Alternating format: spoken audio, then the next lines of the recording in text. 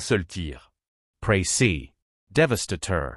Le poste de commandement des drones ukrainiens déployés sur la rive droite du Dnipre, dans la région de Kherson, n'est plus qu'un cratère.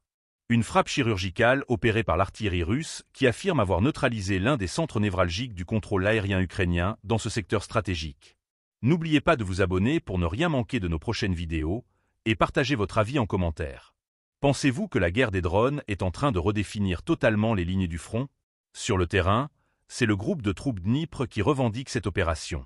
Des parachutistes appuyés par un canon Hyacinthe B de 152 mm ont pris pour cible un site désigné comme étant à l'origine de nombreuses attaques de drones. Objectif: frapper le cœur du dispositif ukrainien, là où s'organisent les missions de reconnaissance et d'assaut FPV. Le commandant de l'unité, connu sous l'indicatif Sania Moldavan, livre un témoignage brut: il y avait beaucoup de vols venant de ce point. On nous a donné les coordonnées, on a visé, on a tiré.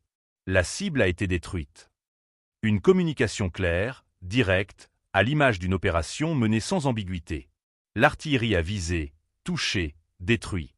Le drone de l'ennemi ne volera plus depuis cette position.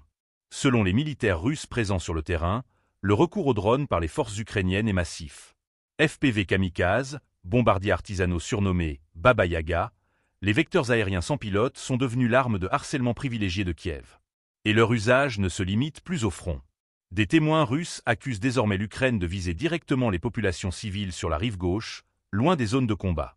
Ce ne sont plus seulement les positions militaires. Les civils sont pris pour cible. Des FPV, des charges larguées, tout est dirigé contre eux, affirme un soldat, visiblement marqué par les récentes frappes.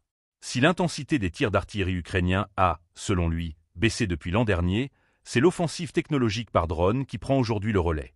Cette évolution dans les modes opératoires témoigne d'un changement de paradigme dans la guerre en Ukraine.